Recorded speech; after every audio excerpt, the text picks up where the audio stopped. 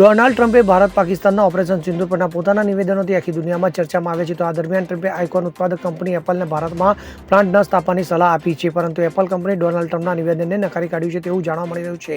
મળતી માહિતી અનુસાર આઈફોન નિર્માતા કંપની એપલે સ્પષ્ટપણે કહ્યું છે કે ભારતમાં તેનું રોકાણ ચાલુ રહેશે તો કંપની તેના ઉત્પાદનો માટે દેશમાં એક મોટું ઉત્પાદન કેન્દ્ર બનાવવાનો પ્રસ્તાવ રાખે છે. આમ એપલ હજુ પણ ભારતને તેનું ઉત્પાદન કેન્દ્ર બનાવવાના પોતાના વાયદા પર અડગ છે. તો એપલના અધિકારીઓ ભારતીય સરકારી અધિકારીઓને ખાતરી આપી હતી કે કંપનીની રોકાણ યોજનાઓ અકબંધ રહેશે. એપલ ઈચ્છે છે કે મોટાભાગના આઈફોન આવતા વર્ષના અંત સુધીમાં ભારતમાં બને. આનાથી ચીન પરની નિર્ભરતા ઓછી થશે. તો હાલમાં એપલ તેના મોટાભાગના આઈફોન ચીનમાં બનાવે છે અને યુએસમાં કોઈ સ્માર્ટફોન બનાવતું નથી. તો જાણકારી મુજબ ભારતમાં આઈફોનનું ઉત્પાદન વધ્યું છે. Bureau report CN24 news. હવે જુઓ દેશ દુનિયાની તમામ ખબરો તમારી આંગળીના ટેરવે.